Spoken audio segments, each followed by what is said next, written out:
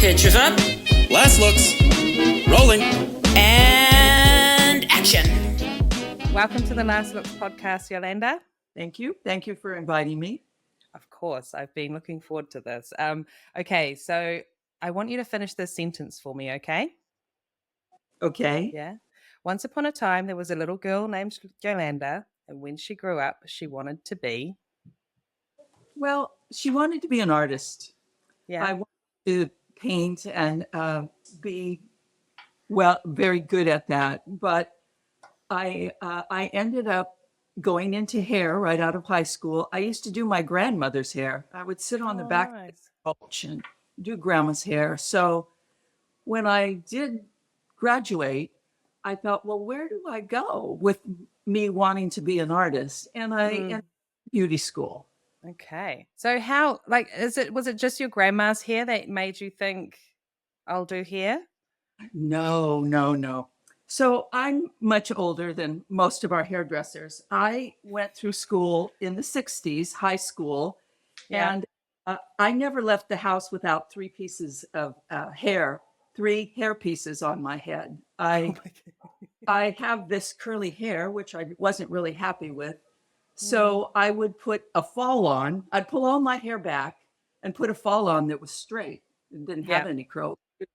Then I would put a little wiglet on top of that, and then I would pull my own hair over it. And when I exited the house, I had long, beautiful, straight flip, and I could manage high school that way. With this hair, it was not quite the same. So my comfortableness with hair pieces started very early. And when I was in high school, I needed a job. And I thought I was really good at hair pieces. So I went and interviewed to work in a wig shop while I was still in high school. And I was okay, not as good as they were, but they kept me for a while. And then that led me into beauty school. Okay. So when you say wig shop, what do you mean? So when you say you weren't as good as them, was it a shop selling wigs? Were they styling the wigs? Like what was they making them, styling them? But their big clientele was bringing the wigs back once a week or once a month, whenever, and we would wash and style the wigs, which, I had my own, I'd been doing that for myself. Yes. I was comfortable with that. And it wasn't a long career in the wig store, but it did get me into the beauty shop. Okay. I mean, the hairdressing school. Yeah. And has there been a point where you've kind of wondered what would have happened if you continued wanting to go down the painting art path instead of the hair art? Maybe now I would like to do more, but I loved my career. It was a great journey. I loved the people I worked with. I was very fortunate. Throughout my 43 years of working, I basically only worked with two makeup departments heads, 20 years with each. And I love the camaraderie of a team. Yeah. I loved my teams. We traveled the world in the most best way possible, which is to travel with the movie crew. Yeah. I don't regret any of it. It was a wonderful time that I experienced, the travel being a big part of it. Yeah, I can imagine. We'll get into that for sure. So beauty school, then what happens? What direction do you go in once you've done a bit of training? Yes, I worked in a salon in Downey.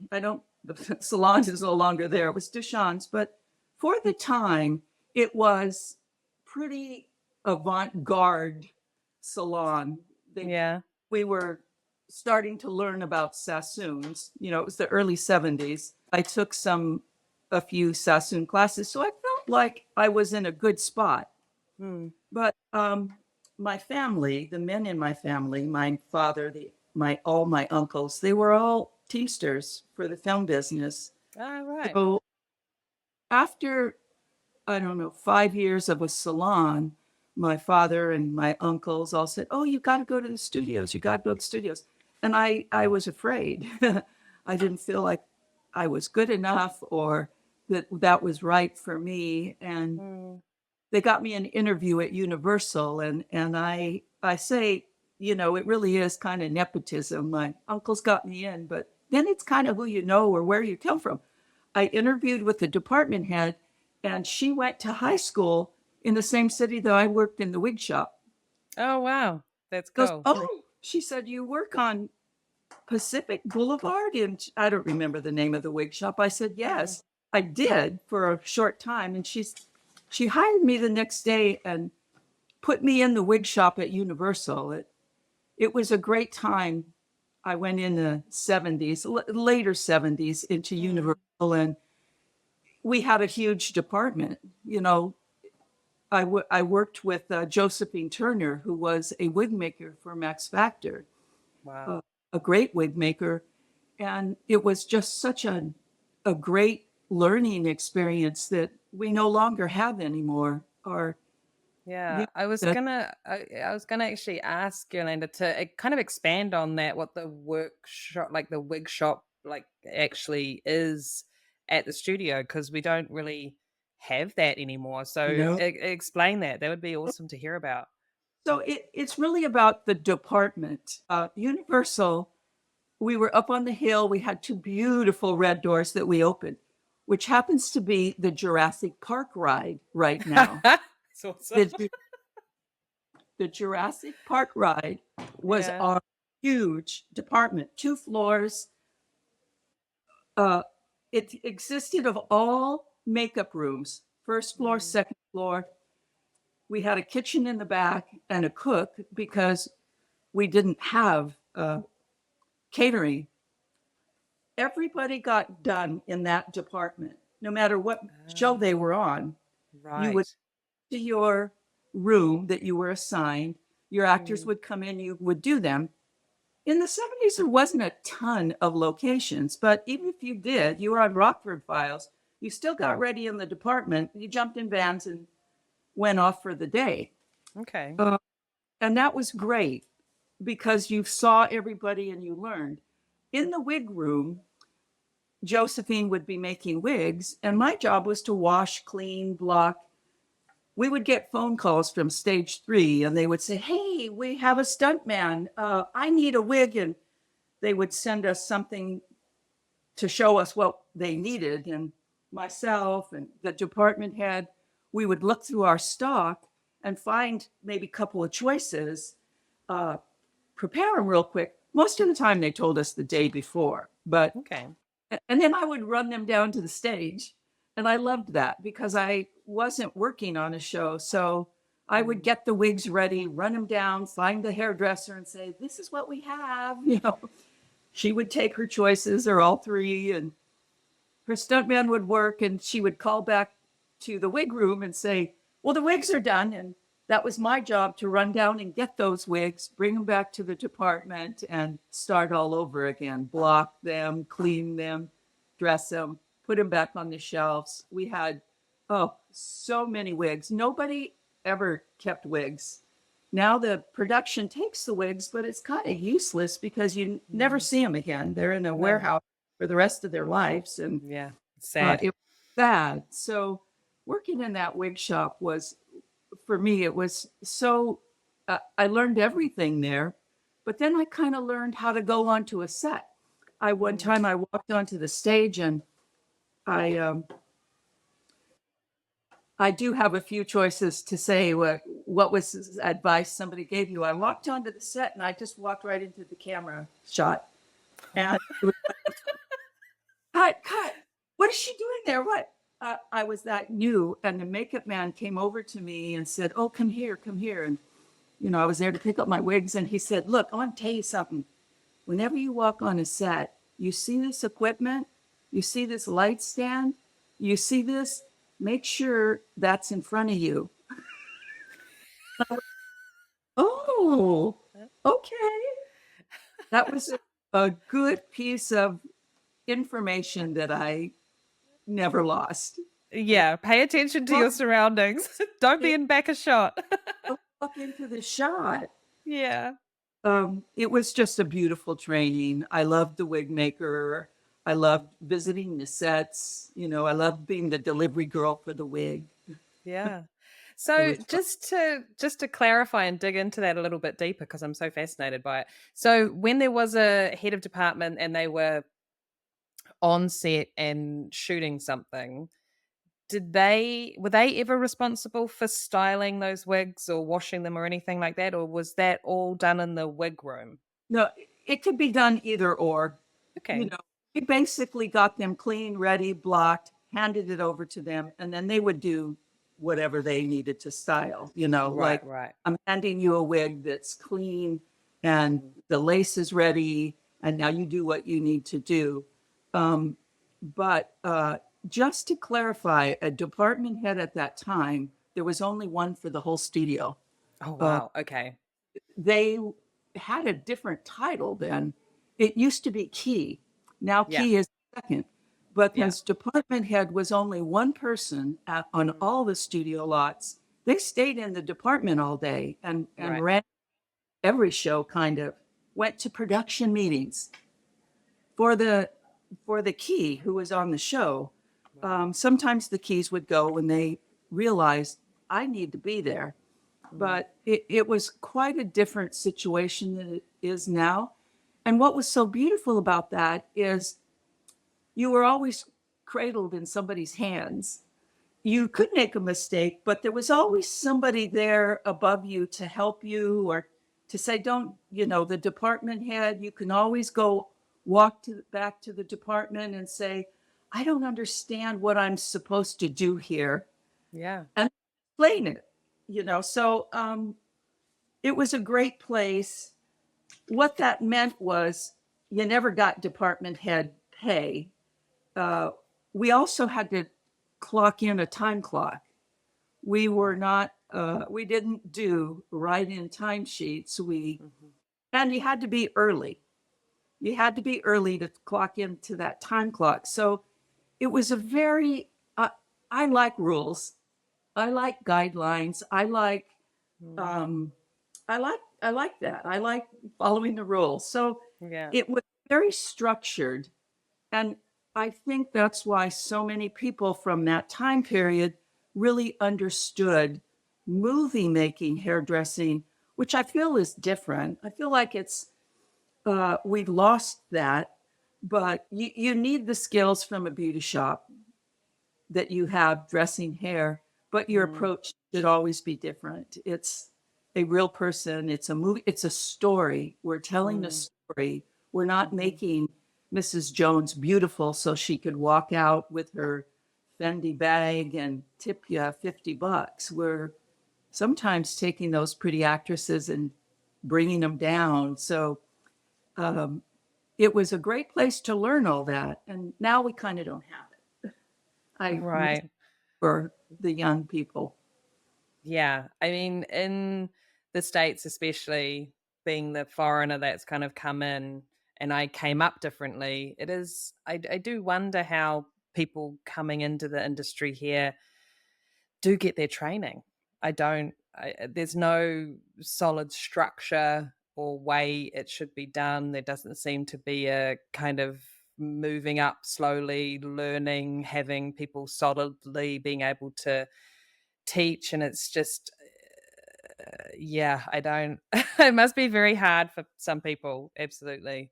To have seen that whole structure, it was so Mm, well done, the way they figured it out, the way they had departments. You never went to buy a wig, it was in the department. We had wow. hundreds of wigs. Oh, Uh, I wish I could go back and see. I want to me- see it. but, oh, with just such a great place. Now, I did hear that we are starting to give some classes at the contract services, and some of that is good. I mean, well, it's Yeah, all good. it's Uh, all good. mean that it wasn't, but it's not as complete. It's still Mm, helpful. yeah. It's still helpful. We should Anything's going to talk help. about period and maybe in another question of what we do wrong with that and how we were taught when we were apprentices. Our union 706 actually had an apprentice program. I came in after that. So the Okay. hairdressers generation before me were probably all apprentice hairdressers in the studio, and they were really well trained. When I came in, it had only been over with 5, 6 years, or maybe 10. Not sure, but they still Okay. knew how to train us. Yeah. So, and we all used to talk about the great movies of the 50s and 40s. And Mm. there was a hairdresser name that we all knew. His name was Sidney Gilleroff. Mhm. Sidney Gilleroff was an amazing hairdresser, um, and did Betty Davis and did all those beautiful, something like Breakfast at Tiffany. I'm not sure he did that exact one, but that would have been his time period and his Mm. beautiful hairstyles, which is, I fell in love with movie hairdressing because of Breakfast at Tiffany and all those beautiful sculptured, tight, small head Mm. shoes. Um, and then we had a makeup artist who's been retired now. His name was Michael Germain. His father was a hairdresser at Universal. His name was Larry Germain. Yeah. And he also was a great hairdresser. Sidney Gilleroff had the title of the finest hairdresser to ever put a comb through a head of hair. And that just stayed in my heart. Mm. Oh my God, the finest hairdresser to ever put a comb through a head of hair. How can that, it was something way above me. Yeah, yeah. Oh my goodness. So when kind of go off track a little bit, but I'm curious, like when you first went into your salon world and then there was this opportunity to go and work in film, where did you see yourself going when you first started? Did you have any idea what was kind of could be ahead of you? Not to the caliber that it was. Again, those movies that I fell in love with, when I got there to the wig room, I started to look more at older movies, and I Mm. realized I really love English movies. English movies at that time period, they were so real. They Mm. had such beautiful hairdos, but they had messy hairdos. They had little stray hairs everywhere. I thought, wow, there really is a difference. Where I thought I was going to go with this career, I wasn't sure. Um, I wanted to continue to do that kind of work, not so much at that time the salon, Mm. but it was that period work that drew me in. I don't know if I answered your question. Yeah, right. It's a tricky one. I mean, you kind of think back and you're like, I don't know. I have no idea what is in store for me. Just like someone was just like, a 5-year plan. It's just like, what? I don't even know what I'm doing next week. Like, just stop with the, like, I just want to be happy in my work and kind of keep going. Happy is, you know, I loved it because it's the transformation. Yeah. It's the transformation that made me want to be there to do hairdressing. To turn a stuntman into looking just like somebody else is something I really honed those skills. I feel like I was very good at it because Mm. nothing would stop me. If their hairline was too low, I would put medical tape over it and paint it the color of their skin and push the wig back so their forehead matched the actors. And it's just every skill I had, I would put into a double. And it taught me a lot. It helped me a lot when I had to do harder characters. Well, I think that's the thing too. So you're pretty much kind of explaining the how you were moving up in learning through your training.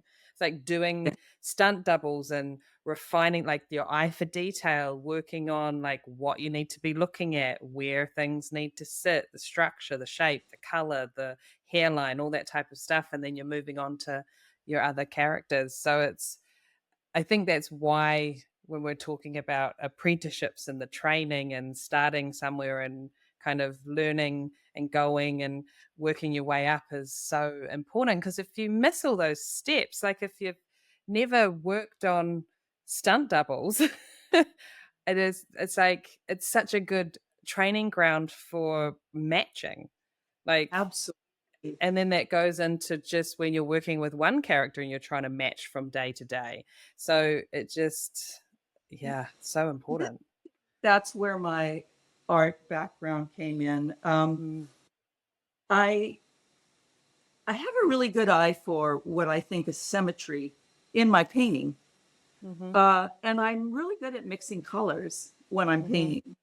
So uh, I applied that to the wigs. You know, Yeah. sometimes I'd be painting the wigs with, we didn't even have tattoo ink then, which I would now, but we had a lot of those fancy foams, you Oh, know, the fanciful. Yeah. the silver lining and all Yeah. ridiculous. I would get my stunt people, or I would paint way back then. I was using those fanciful rinses to put roots in my wigs because Mm-hmm. my attention for detail, if I was drawing that, I would have done that. Yeah. But see, oh, well, my gosh, her hair is blonde, but she has a little bit of a shadow root and my wig doesn't. And I would just start painting my wigs with fanciful. Yeah. It And makes then it all the difference. moved on to, semi-color and tattoo ink and but that's what I love. I love the small details. And Yeah. I, I don't see it as much as I used to because it's not taught anymore. Yeah. I think there are people who naturally have an eye for detail and look at those things and see them immediately, and then there are others that really need to work on it. Yeah, And if you're out there and you're thinking, what is she talking about, then you need to focus on the details. the I mean, you detail. need to focus on the big picture as well, but you need to be able to go in and pay attention to so much. I mean, that's our job. Yes, That's our it, job. it's the little details that set your work apart Mm, and adds to the movie. This is a true story. I was playing. I've always played with hair extensions. yeah. Before they were clip in, before everybody was using them, Mm, I had this stunt man, and the stunt coordinator was very kind. He said, we got to bring this guy in tomorrow. The actor hurt himself and it has to go on camera. And what can we do? Oh, they were flying him in the next day, but he was going on camera. I had a day to prep it. And I said, let me pick the stunt man. And he said, what? I said, let me pick his hairline. So my mm, actor had a very receded hairline. I picked a guy that had a receded hairline, but his hair was so short. He goes, oh, and my actor had shoulder length hair. He said, what are you going to do with that? I said, just bring him in. I'll show you. And I built a wig on his head with my hair mm. extensions. He looked perfect. He was there for one day and one ride. It was a motorcycle stunt. Yeah. End of the day, the director said, my stunt double's very good. Thank you to the stunt coordinator. You really brought me somebody good. And I stood there and went, okay. But he said, You're welcome. yeah, I wasn't acknowledged. It was okay. So he said, I'm going to bring your stuntman back tomorrow. I said, okay. He stayed a week. We Mm, reshot the end of the movie because the director said, I can do a close up on him. And he really could. His hair was really good because of the real hairline. He had a scarf on his neck. He had glasses on. So it really was a good stunt double. And we reshot the whole end of the movie. The stuntman came to me and said, I can't believe this. You got me a week of work. He goes, I owe you dinner. And I said, aw, I'm just happy that it was yeah, good.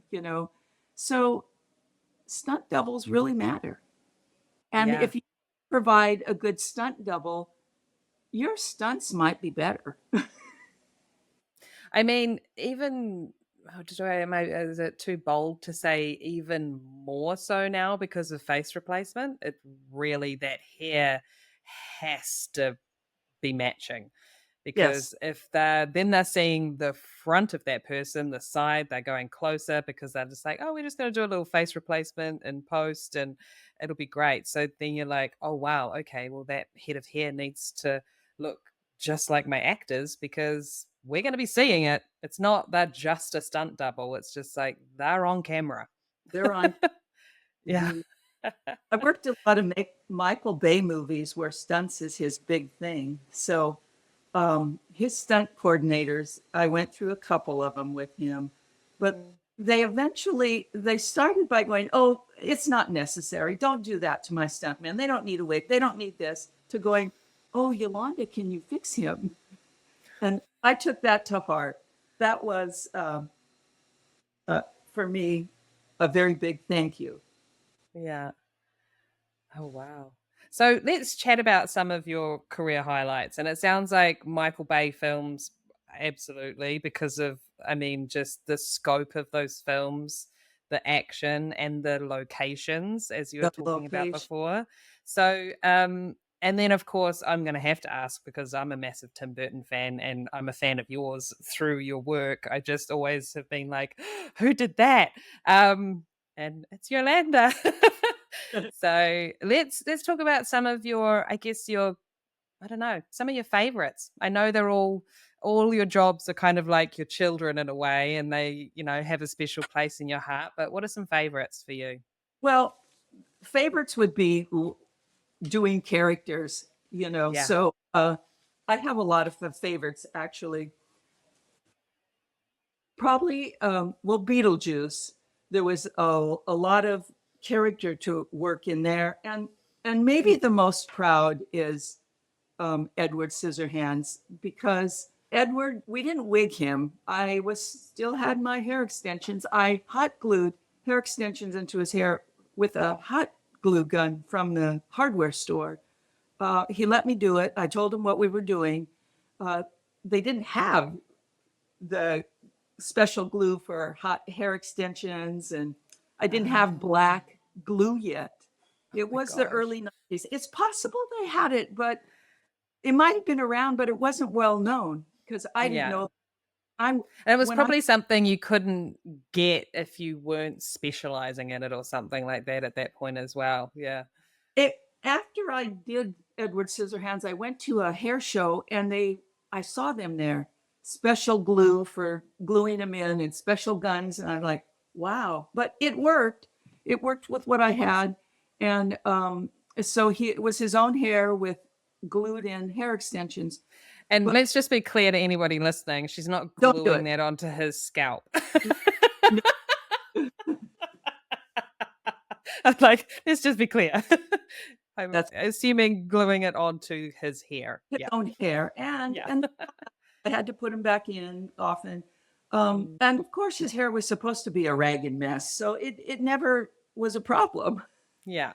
If there was a little bundle there, it just looked like his hair was more matted or more crazy. But to continue with that, probably being my favorite because I had to do everything, every trick I knew, I had to use um, the background women and the Oh. background wigs.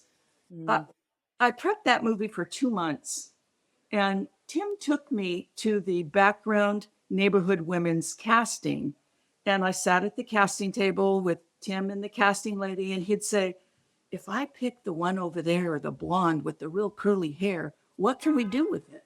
He goes, oh, I like her roots. You better keep those roots.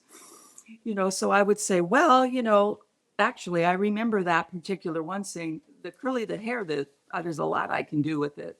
And Yeah. so, I made that they all had wigs to have their next look, their next haircut. And it all came out of that casting meeting where when I made the wig for the lady that had roots, I had to dye the roots into the wig. And, I had to figure all that out when, like you say, how do you keep a character? Where's step one, step two? Where do you Yeah.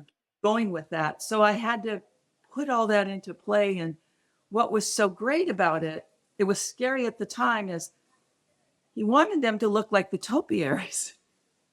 And What's that?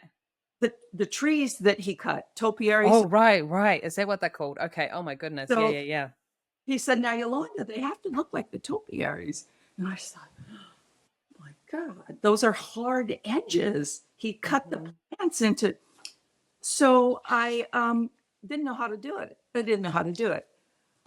I went to the greens department to see how do you do that? How do you make the bush a square? How do you make it round? How do you, and I watched them make those topiaries. It was chicken wire. Right. It was green moss from the garden. And then they like stapled the greenery on it. It wasn't real, it was movie. So it was probably mostly plastic. So I watched them. I stayed there, watched them. I went back to the makeup trailer. Oh, I took the chicken wire with me. Give me your chicken wire.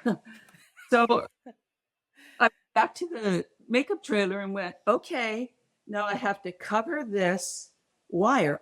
First one I made was the square. The lady in the movie, I think at Christmas, she had a bow on top. It was a package.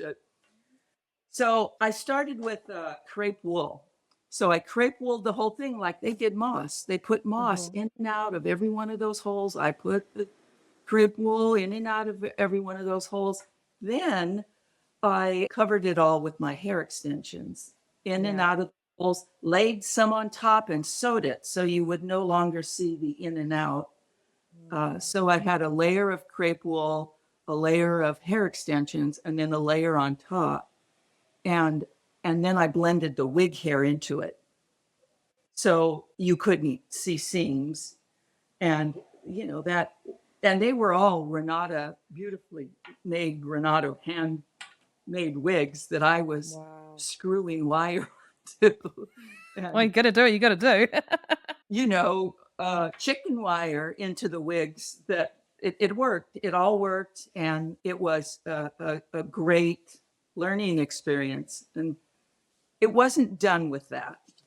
Then the dogs came and the dog trainer cut all the dogs in their topiary looks. Tim said, well, Yolanda, you should come to this meeting. And I thought, it's about dogs. It was on the shooting schedule and we were still prepping.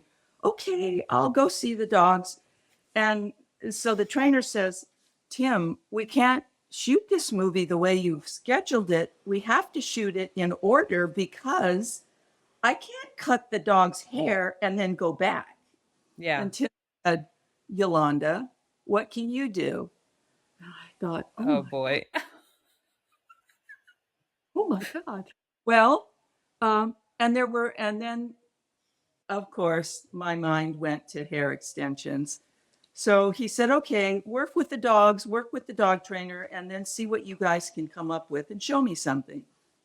So we did. I told him, look, this is what I got. I got yak hair. I colored it as close as I could to the dog's hair.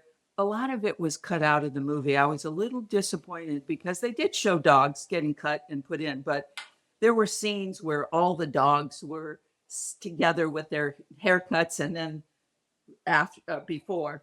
So we did. We cut the dog's hair in a real strong around his head. And then I must have hot glued them in just like I did Johnny, glued in the hair extensions that weren't cut, covered up the dog's eyes, filled in the patches. That's what I did. Yeah. I filled the holes. We showed it to Tim and he goes, good, I'll take that.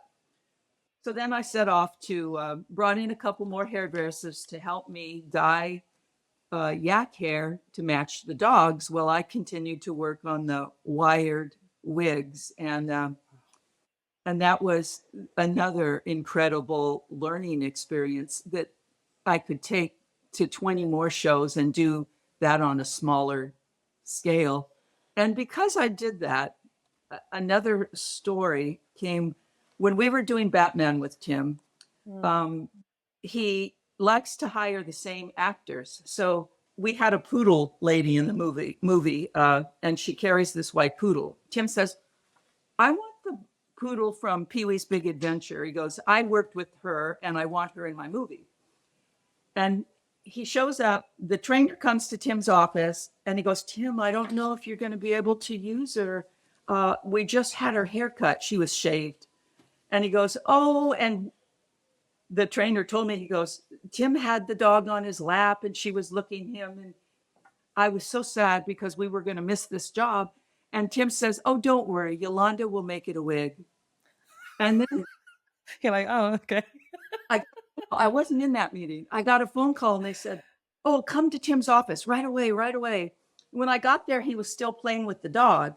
And then he goes, oh, Yolanda, you make her a wig. And this is what she needs to look like.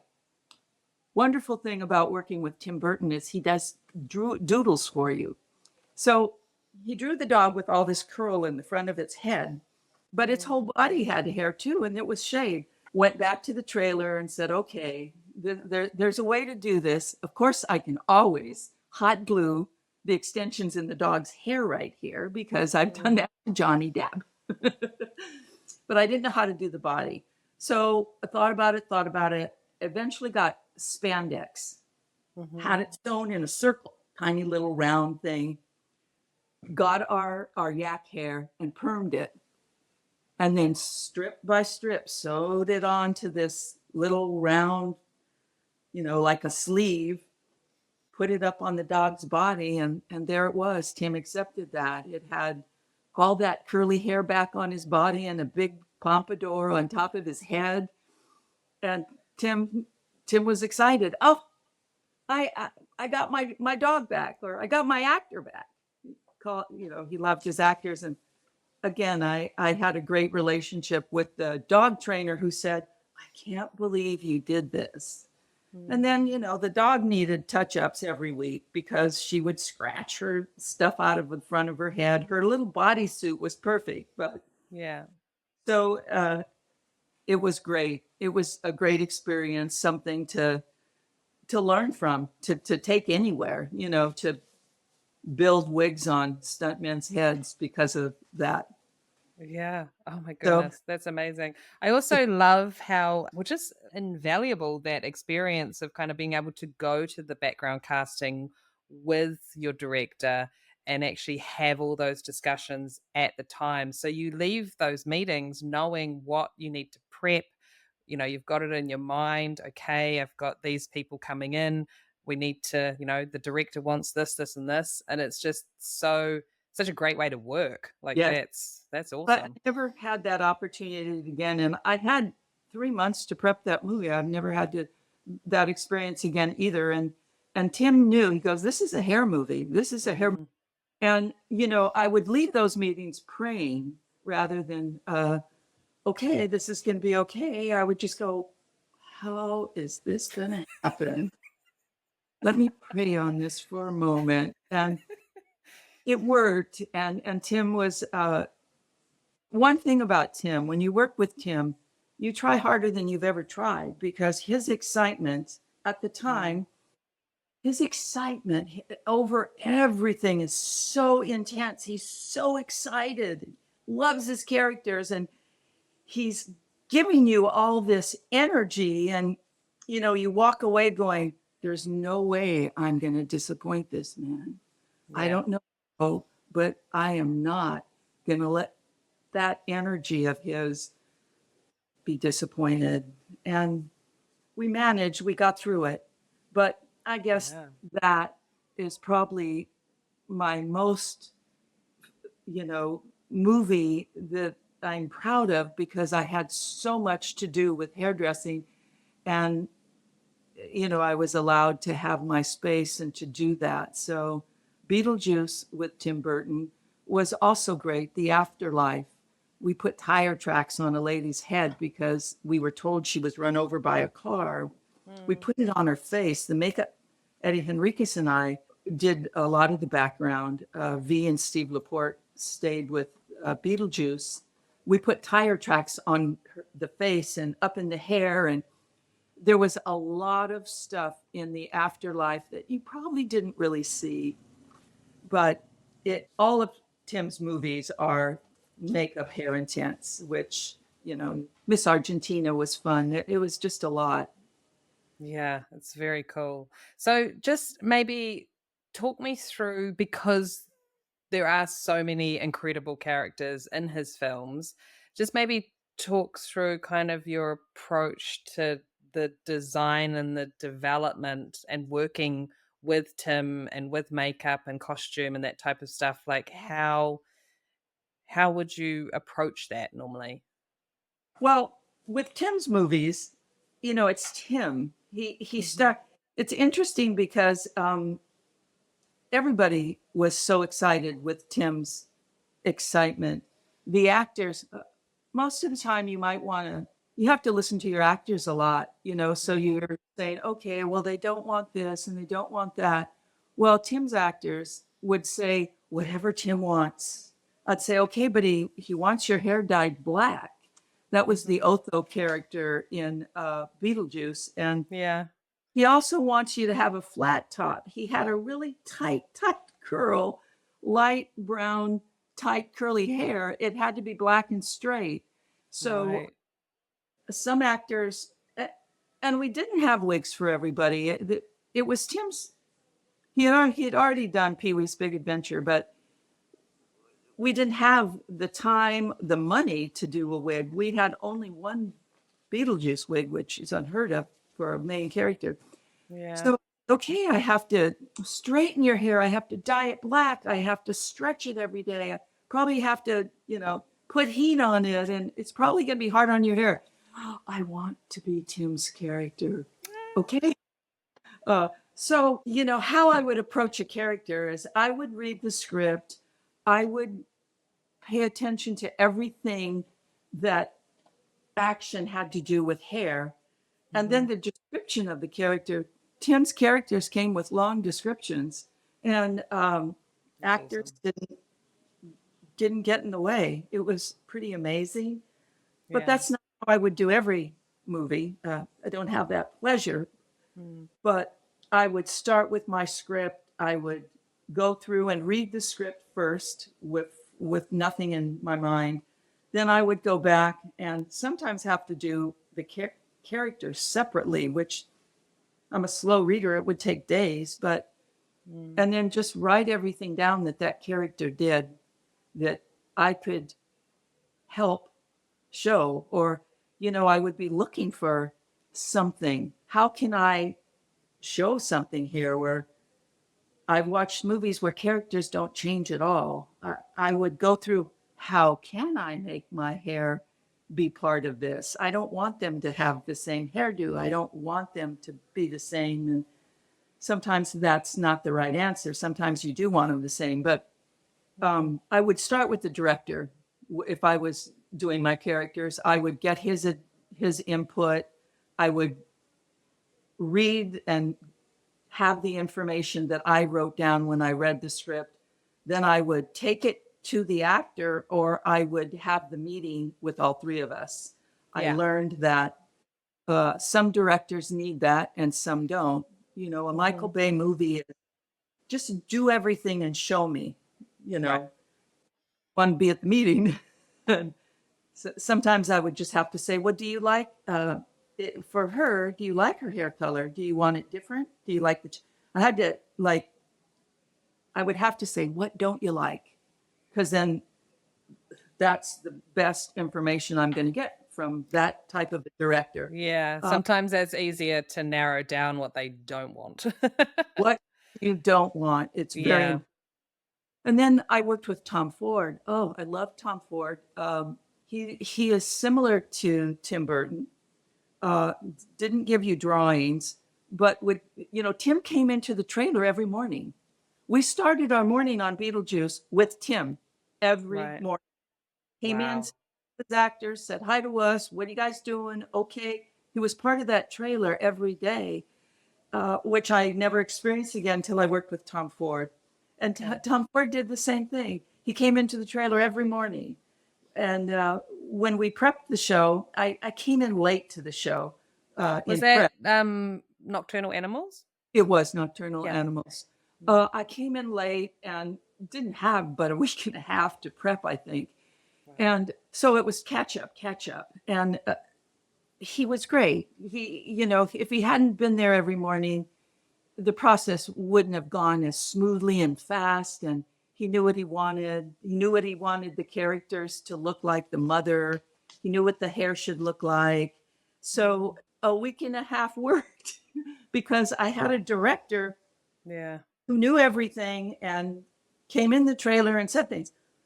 We would get to the set and Tom would say, Yolanda or Jules, can you put bangs on her? Can you do this to change them?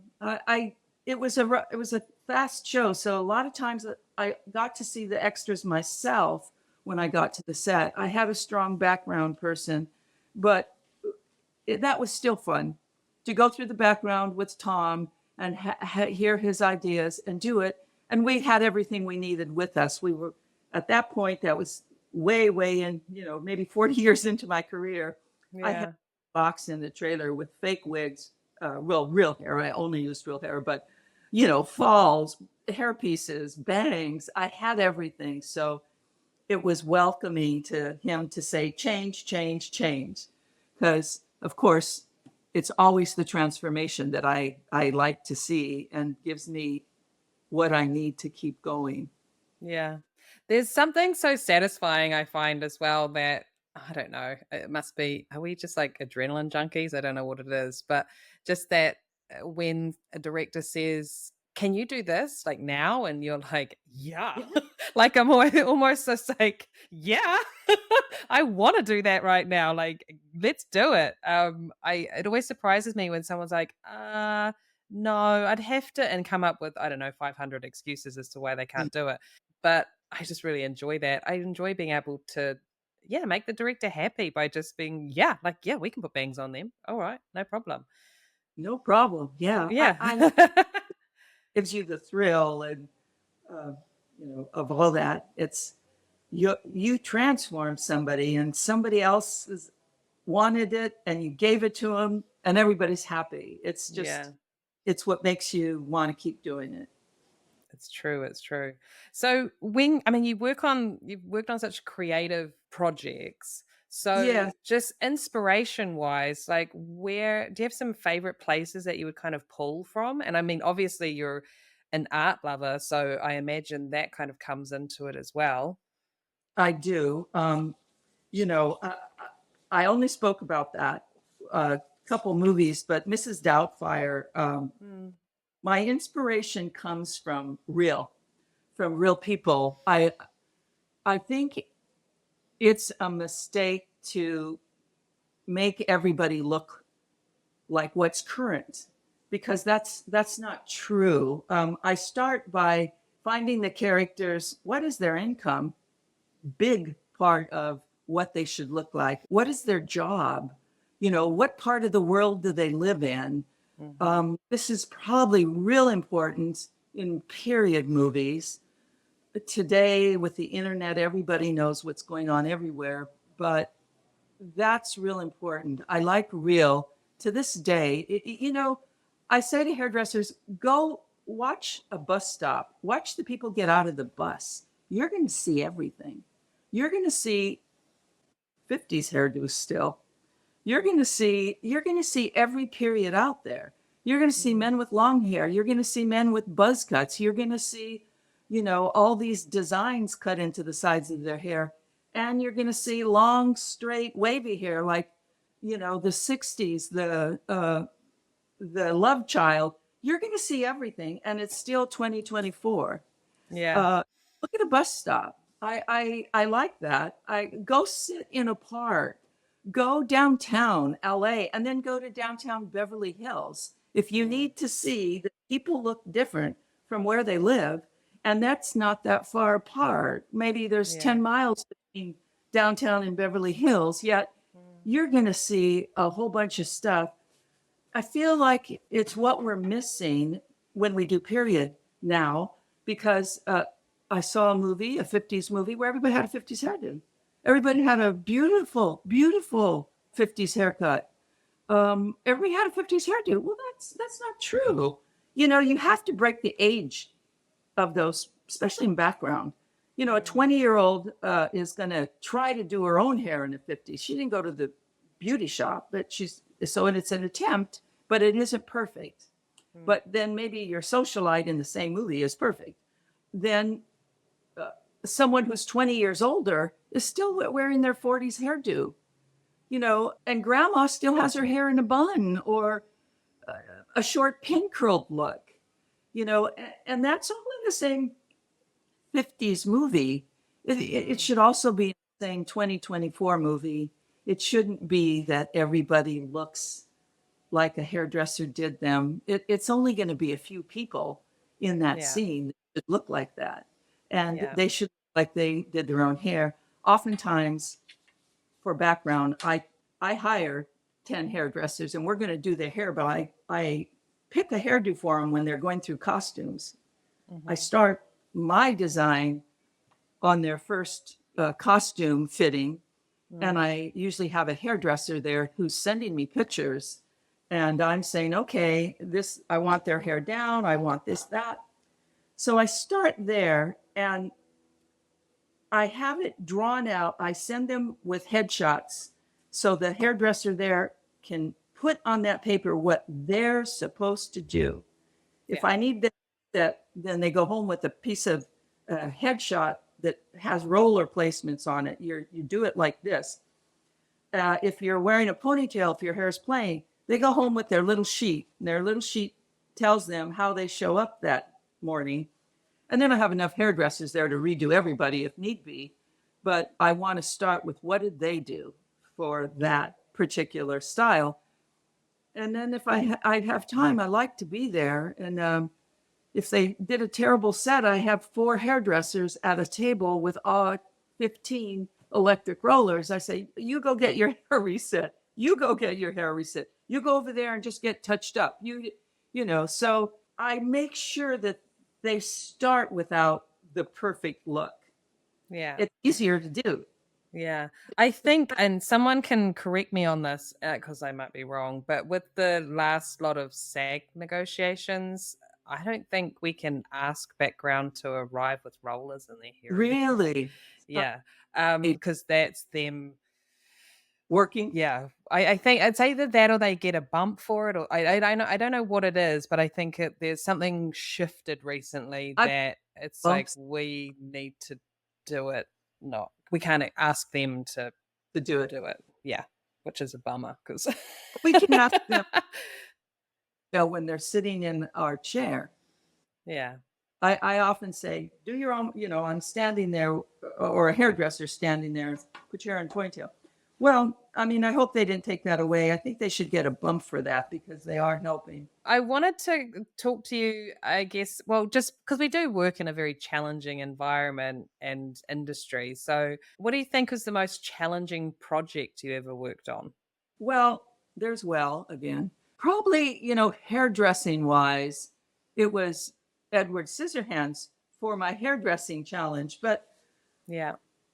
one of the most challenging movies I've done was called The Way Back. It was a story about a gulag in Russia where Polish and an American, 8 men, escaped the gulag and walked eventually into China from Russia. Wow. So we did almost the same route locations. We would get people ready as much as we could in the makeup trailer and then leave for the day and never go back to the makeup trailer. We were on the hike or we carried these bags with us. I had to and we would change looks on the side of the hill. So I had different wigs to put on the set, changing wigs on the set, very similar to the story. One of the movies we had up for Oscars, The Plane Crash. I can't remember the title name, where they had all those people in the snow. They said, Oh my goodness, just this last year. Yeah. Oh my goodness. Why is it leaving my brain too? It's incredible. but I heard them talk. The Society of Snow. I think. Oh yes, the Yeah. side snow. As those makeup and hair people spoke, I thought, oh my God, I experienced that too. They left. I don't think they even had a makeup trailer. I think they were worse than us. I think they just took their bags and went up the hill every day into the snow and did all their makeup Of course, that's the most challenging work we have to do, to not have our tools, to not have our makeup trailer, to be in the snow. We were in the snow on the way back also. Um, Pretty incredible. I tried to quit that movie. I tried to quit. They're like, we're not So letting you go. I was sleeping 4 hours a night. It was a non-union show, so we would film an incredibly long hours. Mm, Sophia, we were in Sophia, and then all the ride home was not was taken out of our turnaround time because we didn't have a turnaround time. So I had about a 4 hour sleep and then went off to do the hardest movie I've ever done because of the physical location. mm. And I said, okay, I'm done. I can't do this anymore. I'm on the wrong side of the world. Half the crew didn't speak English. We were in the snow. So we were at breakfast in the hotel, and the producer was having breakfast at a table near us. I said to the makeup artist, Eddie Henriquez, I said, Eddie, I'm going to go quit. I can't do it anymore. It's not enough sleep. I want to kill myself. Not really, but I did want to go home. So I went to Yeah. the producer's table and mustered up every amount of courage I can. And I told him, the moment I can't remember his name, but I said, I can't do this anymore. I'm no longer sleeping. The hours are too long. I I have to go home. He looked at me and he said, what type of eggs do you like? I said, what? He said, what type of eggs do you like? Oh, I like poached eggs and I like scrambled eggs. He called the waiter over and he said, bring her some poached and scrambled eggs. He said, I want you to have breakfast. It's a really nice breakfast. We were at a location hotel that we had just arrived at the night before. And he said, Mm. I'll talk to you later. Bye. And I went, what the heck? I went to the set that day and he said to me, are you okay? I said, no, not really. He goes, it's going to be fine. It's going to be fine. I'm going to get you a really good lunch today. We never addressed the conversation again. But I thought, what a way to handle me. What an answer. I'm getting you some poached eggs. Yeah, I'm going to fix this with food. It'll be okay. I would have loved it if your answer was just like, I'm allergic to eggs. Yeah, they are one of my favorite. Yeah. Oh my goodness. Wow. Yeah, that sounds rough. Hard. I mean, just all those elements combined it makes for a very difficult shoot. Yes, that was probably the hardest. There was some others too, but mostly similar to that. Yeah. That's a standout though. So, what is I don't know if this is an easy thing to answer or difficult, but has there been a really big mistake at some point that you made in your career? Just something that you messed Oh up yeah, and you're like, "Oh my god, how do I fix this?" yes. Well, I couldn't fix it. Um, so it was live TV. I was really young, new, didn't know what Mm. was going on. And I sat in my chair waiting for the host to come in, a female host. And I kept thinking, where is she? How come she's not here? Nobody else was in the makeup room. The makeup man wasn't there. Nobody was there. And I just sat there and sat there. And eventually the stage manager came in and said, where's Sarah? I said, I don't know. I haven't seen her. He goes, what? You haven't seen her? What do you mean? I said, I haven't seen her. And they found her. They brought her in. She had rollers on. The producer, by this time, the producer was in the makeup room. Everybody was in the makeup room. And she walks in and her hair's a mess. And they're screaming at me saying, we go live in 2 minutes. Do her hair, do her hair. 2 minutes?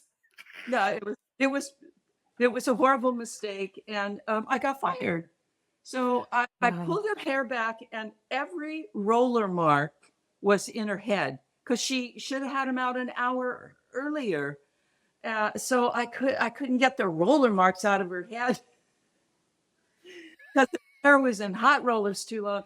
So I just pulled it all back and put like clips or barrettes in it. It was not her look or anything. And they fired me right there. They said, okay, you're dismissed. Get Yeah. somebody else in here now. So talk me through that. What happened? Like, how did Well, it get to that point? she, she never showed up and I didn't ask for it. I didn't Yeah. ask for her. I didn't go. So my mistake was I didn't go to the stage manager and say, I haven't done her hair. I don't know where she is. I don't know what's going on, which that mistake never happened again. For the rest of my career, I overdid that job. I would go outside and look for the AD or the PA that was running my trailer, and I'd say, she needs to be here. This one goes there. You know, they do that now, but I started doing that very early in my career, paying attention. Where are the actors? Why aren't they in this trailer? Because I just sat there with my mouth hanging open, probably going, what do I do? I honestly couldn't think my way through that. And her hair looked bad. We were on a studio lot that had back then had a department. Department head came down. They called her down immediately, before everybody showed up in my room. They said, she's not on this show anymore. Do something to my department head, who was really an office hairdresser.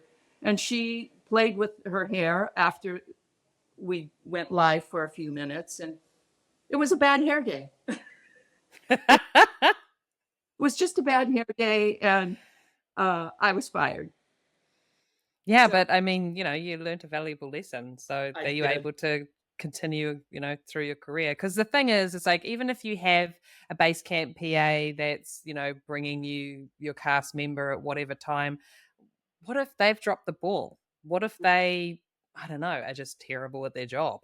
And you're Right. just, you trust that they're going to grab the actor at the right time.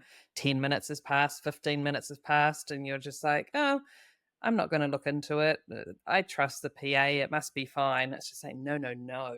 You need to, No, like, where are they? Where is my actor? Because, I you would know, definitely go and report it from mm, that moment on, from that firing job to, every job I did after that. I'd say, okay, well, I'm ready to do the hair, but my chair's been empty now for 10 minutes. I'm coming yeah, back to tell you when it's 20 minutes. I'm coming back to tell you.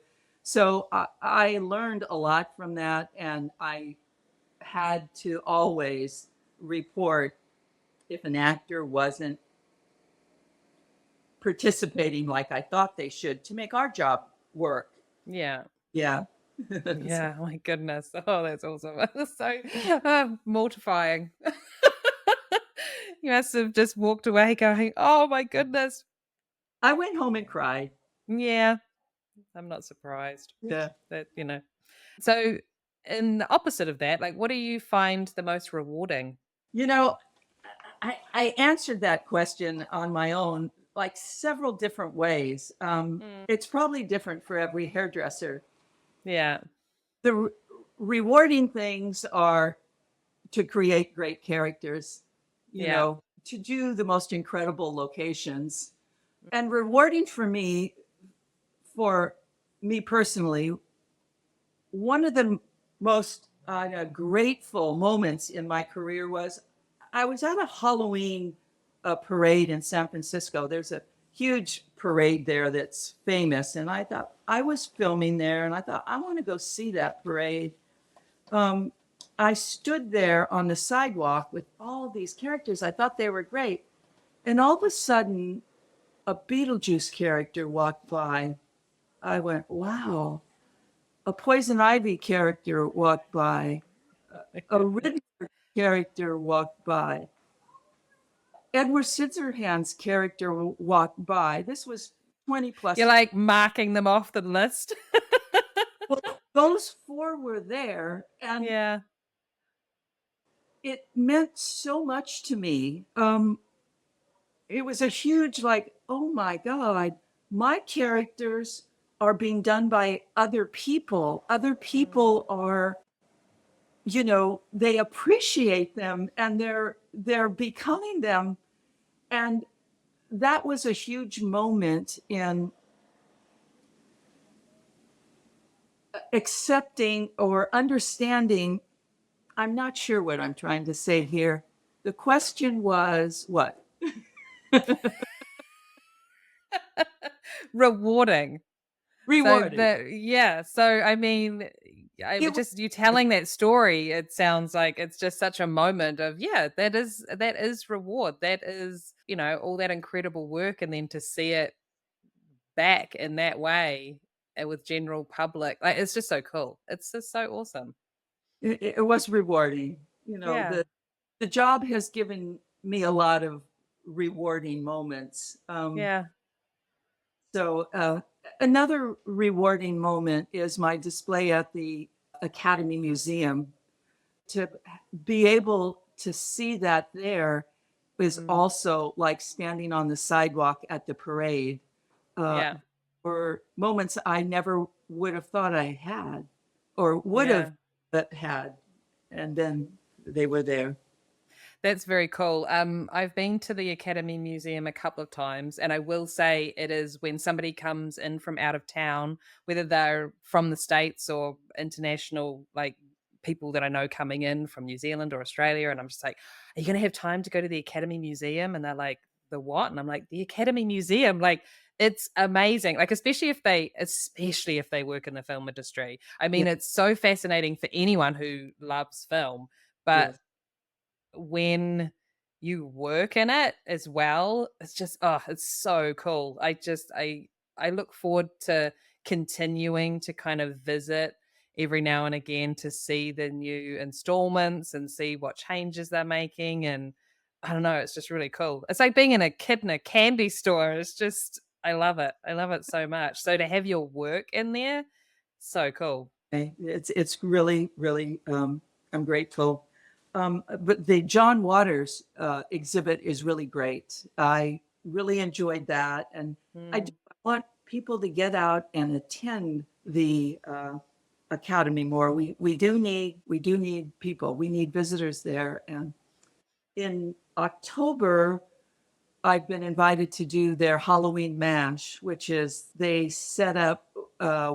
We'll be doing monster characters that will be done in front of an audience, and then they'll walk around the museum. So yeah, hopefully, cool. come out and see that.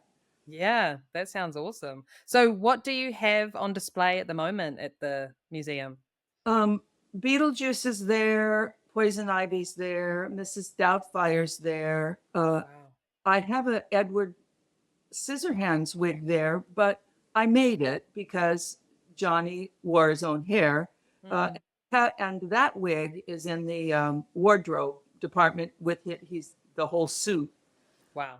Um, and then I have a neighborhood wig there. One of the redhead with you know, the haircut that's short and long on one side, the Yeah. geometrical, whatever haircut I was So, trying. what's it like to kind of, I don't know, revisit those characters again? Because did the museum ask you to restyle them, or like, Well, they came to our meetings.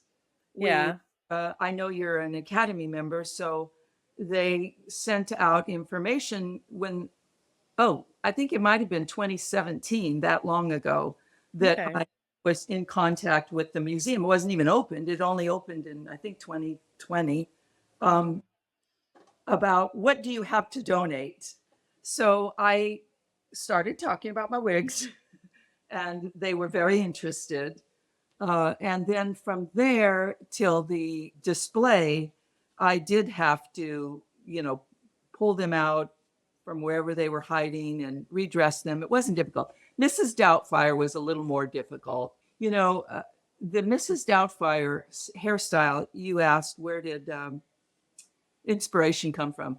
yeah, It's always real life. The director, Chris Columbus, gave me a picture of his grandmother And he said, I want it to look like this. Oh, And wow. I did everything I could to do the front of her hair and the sides the same as that picture, but Mm, he had a fake neck. He had appliances on his neck, and mm, everywhere there was a seam, if I had done the hairdo exactly like the picture, I couldn't have helped makeup cover the seams. So yeah. I turned it into rolls around the neck at the bottom, which, I would like to have had done grandma's hairdo.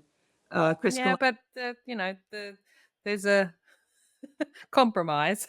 there, there was a compromise, and Mm, that was to cover the seams. yeah. I a- and and Robin Williams would say to me, Yolanda, can't you just comb the wig and just place it on my head? Well, not really, because the appliance didn't go on exactly the same every day. I Mm, had to, there was a seam right in behind his ear, a little farther back on both sides. I had to roll that and cover that seam up every day. It wasn't exactly the same. In retrospect, I might have been loosely put them in, and there might have been a couple of minutes taken off. But no, the hairdo had to be fitting the appliances as well as mm. around the face. So it did determine how I styled the wig. Yeah, yeah, And then absolutely. we got to the scene in the bathroom where he takes the wig off and puts it on the hanger and puts it on and takes it off and puts it on. We did copper wiring in that wig. Renata Luschner, the wig maker, and myself and her husband played with the wig and played with the wig. It was our stunt wig. The copper wire bends easily. So in the Mm, mirror, he could fix it, but it never would have held up for a close up. It was perfect for that scene. Afterwards, he yeah. said, you could have done this on me every day. You're like, no. You're No, like, I could have, but it wouldn't have looked great. wouldn't have held up in a close up. It wouldn't have. Yeah. You could have taken 20 minutes. I got so quick at putting that wig on, there wasn't any more time to shave away. Yeah, I think sometimes it's just no time is quick enough. They just want to be boom bang out of there. Yeah, he sat in a makeup chair for a long time. So he was, Yeah, yeah, exactly. And speaking of Academy stuff, winning Oscars. yes. So, Uh, what kind of effect did that have on your career, if any? Like, did you feel any type of shift with that, or? I did. I was very fortunate. I had the first and second Oscar given to a hairdresser, and I have a total of 4 nominations. What it did was it gave me more believability in possibly making a deal, or the people that I worked. I also worked for the same people my whole career. I did like 2 or 3 producers and a couple of directors, and there wasn't really a lot of new people coming in. So Mhm. it gave me, they appreciated me more. But the other side of it was it does give you credibility, but all of a sudden they think you can do everything. Uh, Right. and and they also think, well, you don't need help. One of the things that I had to fight all the time was producer that I loved, worked with most of my whole career, would say, "Oh, Mm. Yolanda, by the way, I've already spoken to the agents of both of our actresses, and they both approved you to do their hair." And I would try to say, "Well, but I'm the department head." And I can maybe do one of the ladies. I can't do both of the ladies and run the department and answer all your emails and figure out my little tricks for next week. I know I have some hair tricks coming up. You're going to do a haircut in the scene, and they'd go, "Oh, no, no, no. You've already been approved. You have to do them." And they'd say, "Oh, they've seen your resume with your Oscars. They're not going to accept anybody else."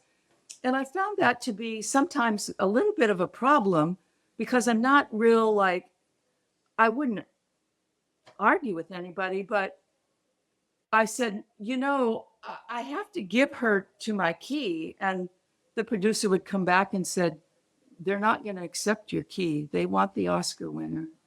And Mm. that could be a little bit of a hindrance sometime. I had my producers already. So Mm. did it change things? Yes, it changed good things. Never had an agent. I always was booked ahead of time from the same people, and they gave me a lot of respect when I had the Oscars, but Mm. sometimes it caused problems. Yeah. Yeah, that's interesting. You almost, I don't know. Yeah, I mean, how do you even How do you say respond to that? to her, I'll do this one, Yeah, but that one, they would just say to me, you can't do that. You can't do that. right. You've been You approved. almost, it's just kind of like, well, it wasn't, I wasn't the only person that did the hair in those movies for those Oscars. I had a team of people that helped, and this is the same situation in this film. It is like I have a good team. They will be looked after. Yeah. I will make sure of it. But it's just, yeah, I guess once they hear that they can have someone, they want that person, right? It made things harder to Yeah. say, okay, I'm not going to do that person. Oh no, the agent is already approved. You have to. No, I can't. But that isn't wasn't terrible. It was harder, but Flattering, but also just making your day-to-day work life difficult. yeah, Now, just going back to locations, because I just know you've worked in so many incredible places around the world, and I just want to touch on a little bit of maybe we've kind of heard what the most challenging job was with those locations, but what have been some of the favorites? Because I know we were talking the other day and just the appreciation you can have for places that you end up where you never thought you could go, or just where, general public cannot get access to, and yet hello film crew, and you find yourself standing in these incredible places. So I just wanted to ask about some of those. I do. I feel like I want to write a book even about locations and film crews because Yeah. they're so blessed and we are so fortunate to have that ability to travel with the film crew. We're so well cared for and it's so well planned, but some of my most incredible experiences is I know I mentioned NASA and I have to mention that again. As well as Egypt and China. But we were filming at NASA, and Mm. here we are, a film crew. We're just all over the place. We're here, we're there. We go to the building where the rocket is standing up, and we were filming there a couple of days. I met one of the employees there, and he kind of hung out with me for the 2 days that we were there. He showed me things. I appreciated that. He took Yeah. the second floor where they enter the rockets, and all the astronauts signed the wall. He let me sign the wall. And he said to me, he goes, Yolanda, tomorrow you're going out to the launch pad. And I went, oh, yeah, we are. And he said, I'm third generation employee here at NASA. My grandfather worked here, my father worked here, Wow. worked here, and we all have clearances to go to our one working spot. I'm cleared to come to this building. It's the tallest building they see when they enter back into our atmosphere. So he said to me, I've never been there. None of my family have ever been there. He said, and you're going to be there tomorrow. And we took pictures of ourselves standing under the rocket. As I thought about what he said, Mm. 3 generations, and look at me, I'm a high school graduate on a film crew standing under a US rocket. The employees have never been that well, they've been close to it when it was inside the building. He walked around it, but he'd never been out to that launch pad. It was 12 miles out. Wow. Other incredible experience that I never would have had if I wasn't on a film crew was we filmed in Petra. Petra is 4,000-year-old carvings on the side of a hill. They put us, only a few of us. The main crew took a bus and had to walk up from a pad, and makeup and hair. We get spoiled sometimes. We went with the actors. So Yeah. the actors, we were in a black Apache helicopter, Wow. with one of our military machines that I don't think, you probably could buy your way into it. I'm sure Jeff Bezos probably owns one, but the film crew, they put us in these black Apache helicopters, flew us up to Petra, and flew us down. We landed in the Armonne Air Force Base, not even the public airport, Yeah. the Air Force Base. And we're crew members. Yeah. What an incredible experience. At that point, we were 5 hours out from Baghdad. We were at the Air Force Base where US Air Force people are there as well to guard that part of the world. And, are 5 hours out of Baghdad. I might be saying that wrong. Anyways, an incredible experience. And China as well. We were on the Great Wall of China. We filmed in Hong Kong. Some of the incredible locations in China. Yeah. On the way back, the hardest movie that I did physically, we filmed in Darjeeling. Darjeeling is where they make this tea called Darjeeling, and it's way up the mountain. It's up Mount Everest. It's in India's territory. It's Yeah. in India, but it's Mount Everest. And what another incredible experience! The little Wow.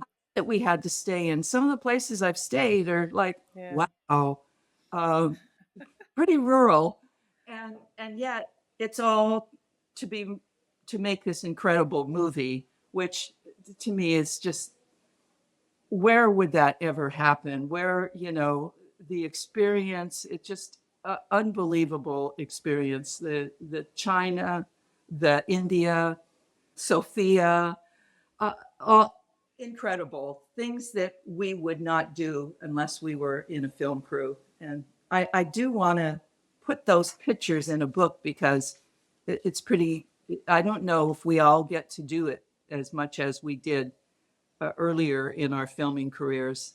Now we Yeah. a lot of AI. True, with the superimposed backgrounds and green screens and all that kind of stuff. But yeah, I mean, and not even just, I think when you separate yourself into being a hairstylist as well, it's just like, how did this hair lady end up at the bottom of a rocket? How did this hair lady end up like, you're like, I'm a hairdresser. What is going on? Graduated from high school and I have a cosmetology license, and it's taken me around the world and places and seeing things I would never see. That is I'm so grateful for. I've been so rewarded with that experience. And when you do those incredible locations, you really bond with your crew. Yeah. We became such a family and experienced incredible. Borneo, I was lucky to be on a movie called Farewell to the King. Also could have been one of those movies, the hardest movie I've ever done. We didn't have a makeup trailer. We didn't have a makeup trailer. No such thing. Yeah. We were on the island of Borneo, and all we had was mirrors. Mirrors, and they're incredible people in Borneo. They made us tables on the spot, and we carried our mirrors around in a container. They said, well, we can put an air conditioner in the container and make it into a makeup trailer. No, that didn't work. We worked out every day. We worked in the jungle. We had to do a scene called Pass of the Clouds, and they put us in Jeeps, and we went up as high as we could go until the Jeep could no longer go because the air was too thin. Oh my And gosh. at the top of So this is a true story. Yeah. At that point, where their military jeeps could no longer work because the air was too thin, they had nice carved out parking lots. We pulled over and we walked another 20, 30 feet, stopping Gasping for breath, I'm sure. gasping for breath Yeah. until we got to Pass of the Clouds. And why it's called Pass of the Clouds is when you're standing on the edge, which was real scary, you're looking down at the clouds. We were literally above the clouds. Wow. That's why the engines didn't work in the vehicles anymore and why we were gasping for air. I thought, never, how could I ever have done this without a movie company? And why it's there and why the Jeeps go up there and the parking pad is there is because it is full, which we didn't film that direction, of microwave antennas that is all their communication for that part of the world. Oh, That's wow. maintained, and that's why the army is there, and that's where it's Right. cared for. And we filmed that scene, Past of the Clouds, because it is the communication satellites for that part of the world. Another, how would I ever have gotten there without a movie? Yeah, I know. It's almost like when you go to try and organize your own vacation and you're like, oh, why is this so hard? It's just like, this is what normal people have to do. They're not having things booked and sorted out and told where to go and when to go and being picked up and all that kind of stuff. It's like, I have to work this out myself. Oh, man. So agree with that. It's just so beautiful to travel with a movie company. They're just, Yeah. everything is done, and it's pretty incredible. Yeah, you feel safe, you feel looked after, you feel, yeah, because you're with a Uh, whole group of people that are I looking out wanted for to you. share a story about Yeah. location. So we were filming at the pyramids. Hmm. And again, privileged, because if you go to the pyramids now as a tourist, you have to stay on the road. You have to drive around the pyramids, cannot get out of your car. Um, you're looking at them. Well, we filmed on them. I had a stuntman standing on them. I kind of went up a couple of little places and fixed his wig. I might have even did that on purpose just so I could say I stood on the pyramid. And we had some stuntmen from oh, they're from another country. I'm not remembering right now. Uh, anyways, uh, half of our crew didn't speak English, so they started to get in a fight with some of the people that worked there, telling them you can't bring your car here and you're too close to the pyramid, and guns came out. And Oh, we traveled all through Egypt with Navy SEALs. right. We had our entire security staff were Navy SEALs, and Mm. we had some advisors there, and the head Navy SEALs would say, okay, all right, my crew, he was talking to the Americans, cross the street, stay over there, don't come back till I tell you to, cross the street. Now we had the other crews, the non-American crews who were fighting just verbally, and the two Navy SEALs that were with us, we had a team. That moment we had two. And he was saying, well, what do we do? Should we get in there? And the one said, no, we don't have a dog in that fight. Just stay here and stay with them. And I thought, wow. And the end of that story was they yelled and screamed at each other and nothing happened. You know, Yeah. it was a lot of yelling and screaming, and then everybody was happy again. But Yeah. oh, what was going to happen? So Yeah. I felt so well cared for. You know, they're Navy SEALs and they're there to take care of us. It was Yeah. an It's incredible it's experience. pretty yeah, pretty awesome. The questions that I ask everybody, and they're heading your way right now. What one tool or product would you never want to work without? Well, that's going to be a box of hair extensions. Okay. I'm getting that I would vibe never from your want to. stories. Absolutely. You can do anything with hair extensions. You could do it at the last minute when the director says, can you? Yes, I can. I built a wig on a stuntman's head just by knowing how wigs are made, pie-shaped partings around the head, taping in my pieces, cutting them to match the actor's hair. And, I always have heads in my trailer that have ears and a nose and a face. And so when I put it on the day I did it, which was, quick, fast, which is kind of how I like to work, a little bit of anxiety, I think makes it better. And as I would take it, I'd put it on this head, pin it on the head so I would know where to put it back on the next day. And then I ordered some wigs because it was kind of a last minute stunt situation, but they were never as good as the one I made on his head. So for the rest of the show, that's it. That's Probably awesome. not want to be without, as well as tattooing, because I can, if that stuntman's hairline is too low, I'm going to use medical tape and use my palette of skin colors and paint that tape out so I can push his wig back farther. I think if your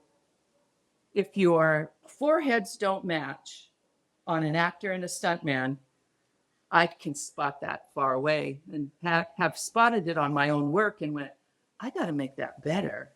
I know it's a stuntman because his forehead's too short. Yeah. So, and medical tape. You got to have medical tape in your trailer. Yeah. You got to have I love a it. screwdriver, a hammer, cutting wires, medical tape, paint, anything from a glue gun. You need your hardware tools as well as your hair tools. Yeah.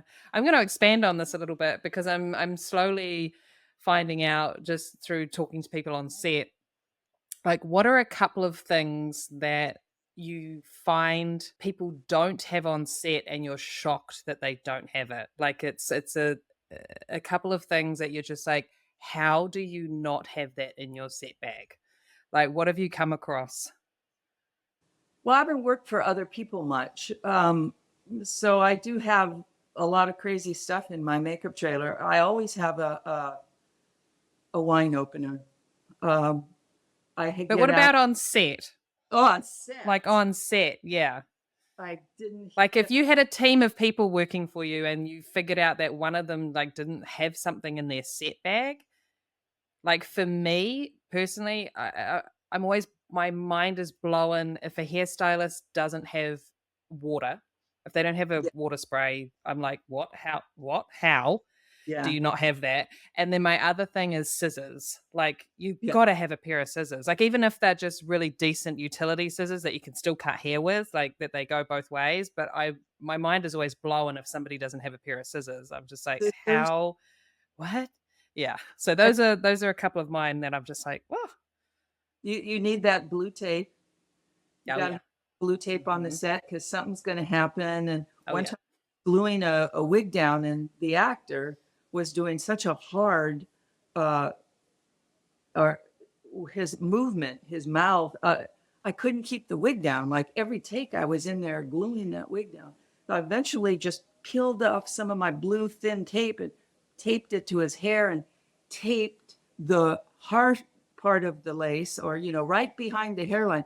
I taped it to his hair, then I glued it. And that, because just gluing it with whatever his action was, it Wasn't enough. It popped Yeah.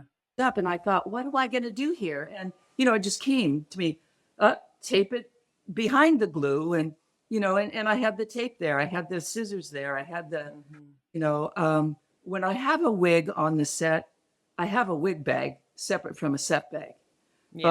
Everything is in that wig bag, everything.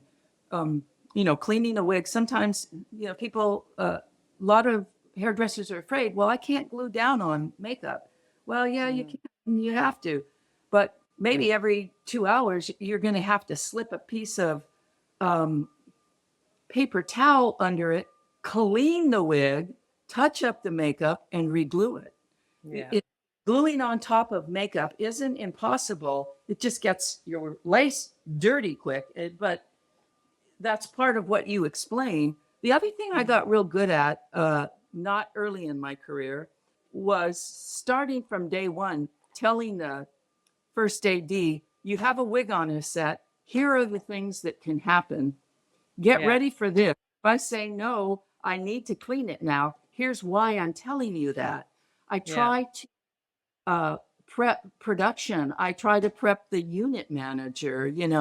When a unit manager said to me once, well, why do you need that wig? I said, I don't need that wig. You do. You need I it. love that answer so much. You do, because he's getting a haircut. So I don't.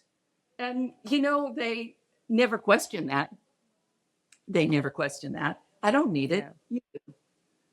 That goes So, for everything, Yolanda. Like, it's just like anything. I changed my wording a few years ago when speaking to production about certain things, because it would be like, if I just try to avoid saying, I'm going to need this and I'm going to need that. yeah, It's just like, no, I don't need any of it. I need food and water to survive. Um, it's just, it's like production is going to need, you are going to need, yeah, this is yeah, what is needed. And then if it's questioned more, it's just like, your director wants it. Like, what are we going to do about it? Like, talk to yeah. him about it. It's not, That's I'm just, actually, yeah. that's the answer I say. I say, well, I'm willing not to buy the wig, but I'm not willing to stand there on the day and say, I can't do it because you're Mm, going to have to be there. I say that to the union manager. They never have to do it more than once. yeah. You're going to have to stand there and explain why I don't have it. Yeah. And then they say, go buy it. Like, don't pull me into this. It's just like, yeah, exactly. And what one person would you like to hear on the podcast? I would love Eddie Henriquez to be on your podcast. He's a great makeup artist. I spent 20 years with him. I know you've Wow. had podcasts. So Hmm. the two people I spent my entire career with, which I love both of them, is Yeah. Eddie Henriquez and V. Neo. I had a great relationship with them. There was never problems, makeup, hair. Some people are a little stronger with their thoughts, but I'm good at uh, explaining myself, not not in hindering them in any way. I don't. The right words didn't come to me, but I had a beautiful career with a very small group of people, two department heads my entire career, and we learned that we could do anything together. We could double Wow. team together.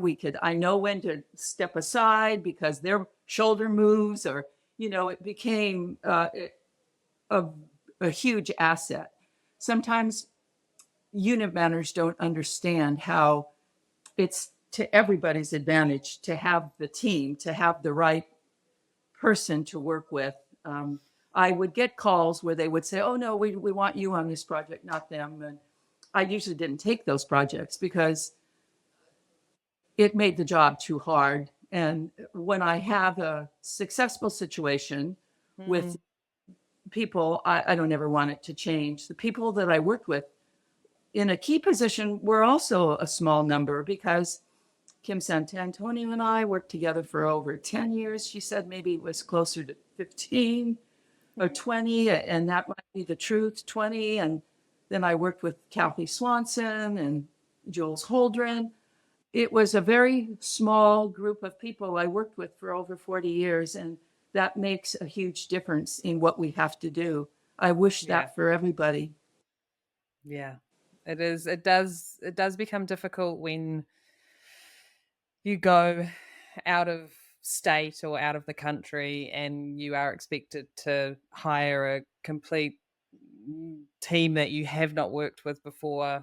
And it really is, yeah, you spend so much time just getting to understand how they communicate, knowing their level of confidence with certain things, just how they work, everything. And just it's so much energy that I do. Yeah, you appreciate when then you then you work with people that you know, and you know that rhythm, and it's just easy from day one to just communicate and know how they work and know what they like and all that type of thing. And it's just a whole situation you don't have to even think about. You can focus purely on more the work and what needs to be done, and less about the ins and outs of trying to understand how people work. Personalities, having to deal with Yeah. personality is really gets in the way. It's tricky.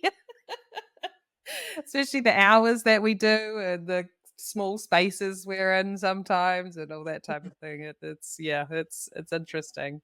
Before we wrap up, are you ready for a quick fire round of questions in 30 seconds? Yes. Okay, I like that answer. That was very, yes, let's do it. Okay. So, are you ready? Yes. Yes. Okay. Smooth or crunchy peanut butter? Crunchy. Do you agree, fake it till you make it? Yes or no? No,